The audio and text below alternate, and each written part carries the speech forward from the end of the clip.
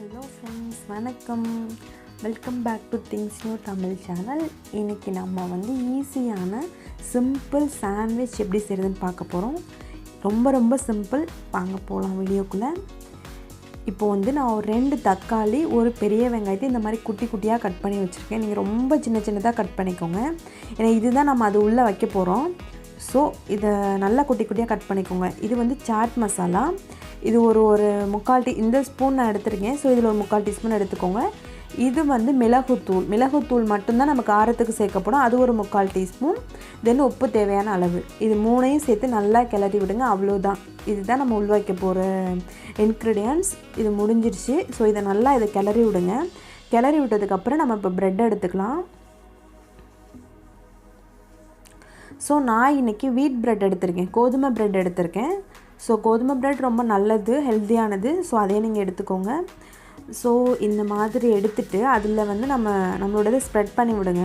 அந்த ரெடி பண்ணி வச்சுருக்க இன்க்ரீடியன்ஸை, தக்காளி வெங்காயத்தை நல்லா ஸ்ப்ரெட் பண்ணி வச்சுருங்க. இது ரொம்ப ஈஸி. நான் ஒரு நாள் செஞ்சு பார்த்தேன், ரொம்ப நல்லா இருந்தது. அதனால தான் சரி இது ஒரு வீடியோவாக எடுக்கலாம் அப்படிங்கிறதுக்காக இன்றைக்கி மார்னிங் செய்யும்போது நான் எடுத்தேன். இது ஒரு பிரேக்ஃபாஸ்ட்டாக நம்ம சாப்பிட்லாம். இதில் 2 சாப்பிட்டாவே ரொம்ப வந்து வயிறு ஃபுல்லாகிடும். ஸோ இதுக்கப்புறம் என்ன ஸ்டெப் அப்படின்னா, ஒரு சீஸ் எடுத்துக்கோங்க. மேக்ஸிமம் சீஸ் எல்லா இடத்துலையுமே கிடைக்கிது. ஸோ சீஸ் எடுத்துகிட்டு இதில் வச்சுட்டிங்கன்னா ஓகே, முடிஞ்சிருச்சு சாண்ட்விச். ஆக்சுவலி சீஸ் வந்து ரொம்ப ஹெல்த்துக்கு ரொம்ப நல்லது. பட் வந்து வெயிட் கம்மியாகணும்னு நினைக்கிறவங்க சீஸ் சாப்பிடாதீங்க, குண்டாக வந்துடுவீங்க.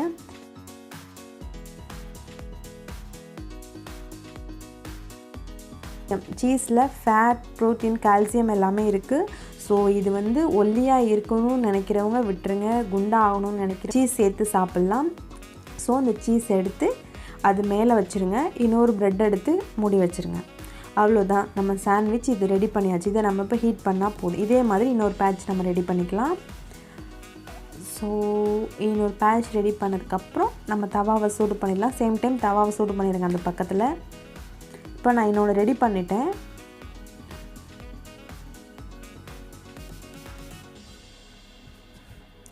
இப்போது இந்த மாதிரி தோசை தவாவை சூடு பண்ணிவிட்டு எண்ணெய் விட்டுக்கோங்க கொஞ்சம் கீழே, அப்போ தான் நல்லாயிருக்கும். எண்ணெய் விட்டதுக்கப்புறம் நம்ம 2 ப்ரெட்டையும் அதில் எடுத்து வச்சுருங்க. ஒரு சாண்ட்விச் உங்களுக்கு ஒரு பக்கம் ரெடி ஆகிறதுக்கு ஒரு 3 மினிட்ஸ், 2 to 3 மினிட்ஸ் ஆகும். நீங்கள் அந்த சீஸ் இருக்கிற பக்கம் கீழே வைங்க. அப்போ தான் வந்து சீஸ் சீக்கிரமாக உருகி ஒட்டிக்கும் அந்த வெஜிடபிள்ஸ் கூட. தட் மீன்ஸ் தக்காளி வெங்காயத்தோட ஒட்டிக்கும். இப்போ ஒரு பக்கம் வெந்ததுக்கப்புறம் இன்னொரு பக்கம் திருப்பி போட்டுக்கோங்க. கொஞ்சம் லைட்டாக ஆயில் விட்டுக்கோங்க, ரொம்ப வேண்டாம். ஏன்னா பிரேக்ஃபாஸ்ட்டாக சாப்பிடும்போது ரொம்ப ஆயிலியாக சாப்பிட வேண்டாம், லைட்டாக விட்டுக்கோங்க போதும்.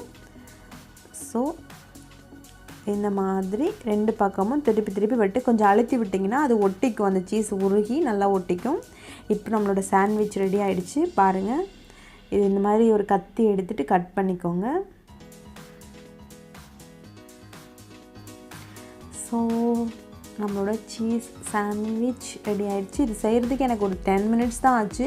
அதில் ஒரு 5 மினிட்ஸ் வந்து அந்த ப்ரிப்பரேஷன், 5 மினிட்ஸ் தான் வந்து இது குக் ஆகுறதுக்கு. ஸோ ரெடி ஆகிடுச்சு. இது சாப்பிட்டு பாருங்கள், கண்டிப்பாக ட்ரை பண்ணி பாருங்கள். அவ்வளோ டேஸ்டியாக இருக்கும். இது கூட நீங்கள் வெஜிடபிள்ஸ் கூட சேர்த்துக்கலாம். பட் வெஜிடபிள்ஸ் என்ன சேர்க்குறது அப்படின்னு நான் அதை சேர்க்காமல் இது மட்டும் வச்சு செஞ்சு பார்த்தேன். உங்களுக்கு இந்த வீடியோ பிடிச்சது அப்படின்னா கண்டிப்பாக லைக் பண்ணுங்கள், ஷேர் பண்ணுங்கள், நம்ம சேனலை சப்ஸ்கிரைப் பண்ணுங்கள். தேங்க்யூ இந்த வீடியோ இது வரைக்கும் பார்த்ததுக்கு.